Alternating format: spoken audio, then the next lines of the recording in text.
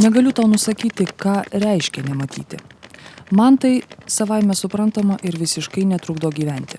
Na nebent mažutis nepatogumas, bet jį galima apeiti. Matyti tai gal ir geras dalykas, bet aš niekada normaliai nemačiau, tai ir nenoriu ko gero matyti. Niekad negalvojau, kas būtų, jei staiga praregėčiau. Bet esu įsitikinęs, kad jei matyčiau, niekad nieko nepasiekčiau ir būčiau niekam tikęs. Nes būtent nematymas mane išmokė užsispyrimo. Tadui iš tikrųjų labai sunku, nes jisai pats labai blogai mato, blogai girdi. Plus jisai jaučia, kad ir jį ne visą laiką supranta ir ne visą laiką išgirsta. Ir ne visą laiką iš tikrųjų supranta žmonės, ypač tie, kurie nepažįsta, kurį pirmą kartą mato. Ir dėl to jam iš tikrųjų tas socialinis gyvenimas yra labai sudėtingas. Gal dėl to pas yra to tokia gynybinė kažkokia siena, kaip mums atrodo, kažkoks egoizmas, ne vidinis. O iš tikrųjų jis tikriausiai tokiu būdu tiesiog save saugoja. Ar kaip, nežinau, iš tikrųjų aš jį pažįstu 5 metai, bet kiekvieną kartą nustembi tą žmogų pamatęs ir išgirdęs ir kažką sužinojęs apie jį. Kaip Tadas gimė, mes po pusės metų jį nusivežėm pas pažįstamą docentę, dabar jau jinai tikriausiai profesorė, į Kauną į Akių kliniką, patikrino jį ir jisai tikrai buvo sveikas. Daktarė net pasidžiaugė, dar pasisodino mane, pažiūrėjo, kadangi mes buvom nuo seniai pažįstamos. Kai aš mokiausi Kaune mokykloje, jinai pas mus buvo dirbusi. Ir liepė atsivežti po pusės metų.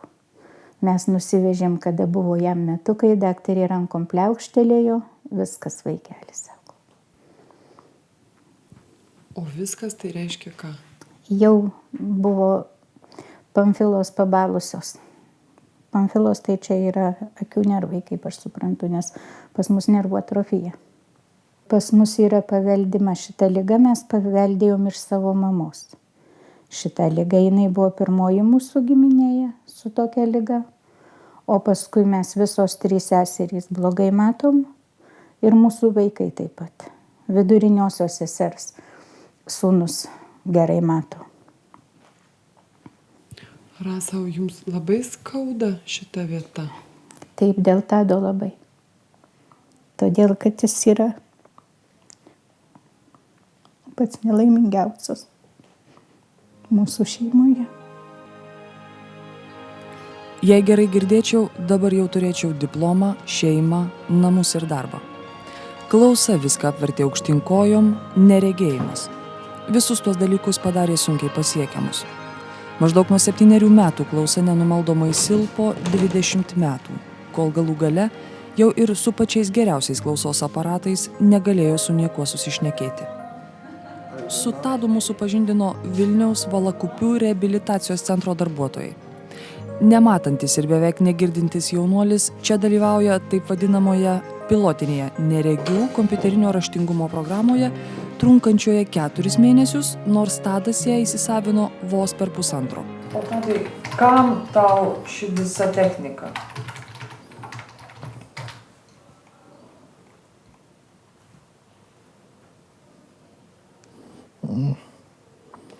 Na, aš daug metų negirdėjau ir nemačiau, buvau labai atskirtas nuo informacijos. Negalėjau nei laikraščių skaityti, nei televizoriaus klausytis, nei radijo, nieko normaliai negirdėjau. Nesuprastavo, ką šneka.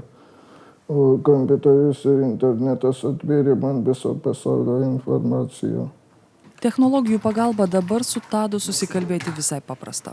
Kompiuteriu parašytas tekstas specialiosios programos pagalba konvertuojamas į brailio eilutę. Ir Tadui tereikia duoti kokį ženklą, jog baigiau sakinį. Na, iki 6-7 metų vaikystė buvo, galėčiau pasakyti, net labai laiminga. Lankiau darželį, turėjau ten daug draugų, tėvai labai mylėjo. Paskui, kai tėvai išsiskyrė ir išvažiavau į internatinę mokyklą, prasidėjo košmarai. Ten beveik neturėjau nei draugų, nes buvau kitoks.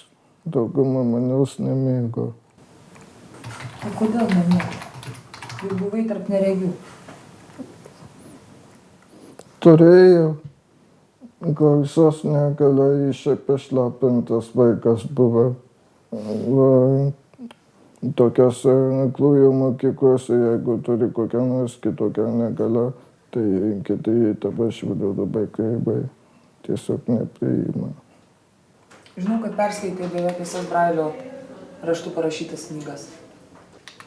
Na, ne visas, bet nemažai perskaičiau. Daugiausiai mėgau klasiką, labai mėgstu modernistus ir postmodernistus. Poezijos irgi nedaug skaičiau. Labiausiai patiko kokio 19 amžiaus ar 20 amžiaus pradžios grožinė literatūra. Labai mėgau Gidomą Besoną, dar mėgau Šekspyro, Tomą Dreizerį ir panašiai. Tadas ir pats nevengė plunksnos. Vienas iš jo darbų dalyvavo Europinėme Brailių kuriančiųjų konkurse. Savo optimizmą jis sudeda į eiles, o satyra pasišaipo iš sunkumų. Pavadinau tada šitą eilėraštį apie mane. Esu aklas nuo gimimo, dar vėliau ir apkurtau. Nei mergaičių, nei žvaigždynų negirdžiu ir nematau. Nerami dvasia kankina, reik kovoti, daug patirt, o svajų sparnai lagdina, kur nelemta man pakilt. Na, mano svajonės gana realios, siekiu normalaus, pilnaverčio gyvenimo, noriu dirbti, kurti šeimą, turėti namus, draugų. Vienu žodžiu, gyventi kaip visi žmonės. Gal kitiems tai lengva atrodo, bet man tai didelis siekis. Specialiajame projekte Tadas pakviestas dalyvauti neatsitiktinai. Jo tikslams pasiekti nepakanka vien jo užsispyrimo ir veržlumo. Gerai, Tadai, tai dabar žiūrėk, tu esi pas mus atėjęs, mes tau bandysim žiūrėti, ką mes tau galim pagydyti dantis. Gerai?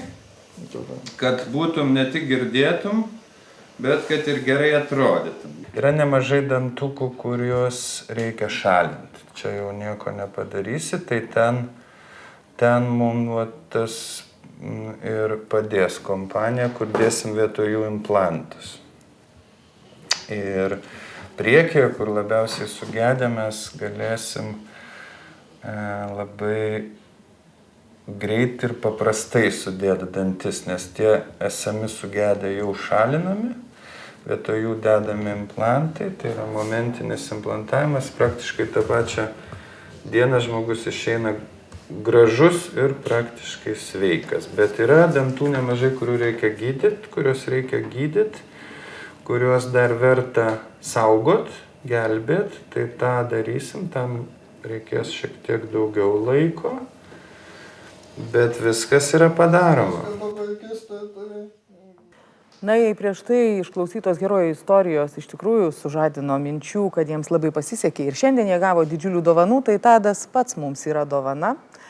Bet atgal jis turėtų taip pat sulaukti jų ir suprantu, kad Tamsta žada dovanoti savo žinias ir profesionalumą. Ar taip?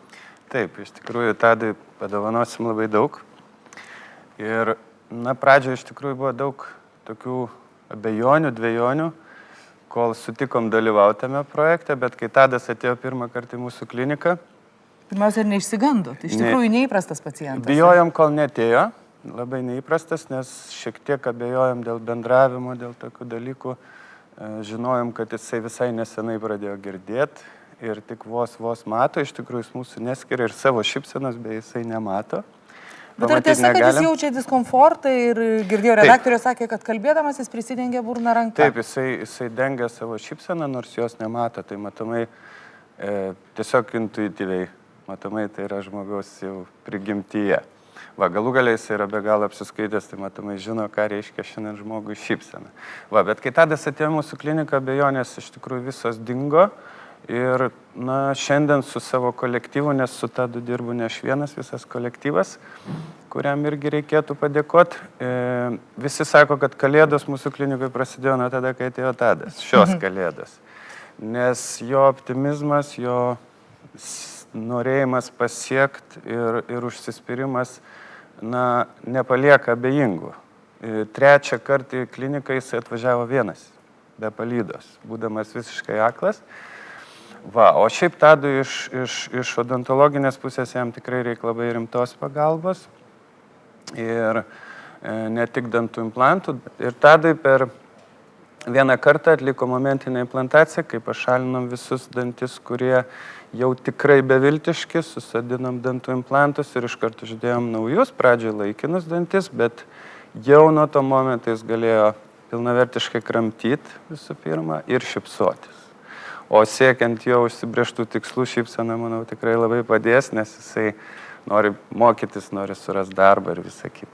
Tai širdingai ačiū Jums už tai, kad padovanojo tikrai labai daug. 3 mūsų žmonės apdalinot plačiom šypsenom. Aš manau, kad prie ekrano sėdi žmonės, kurie irgi šypsosi pilna burna.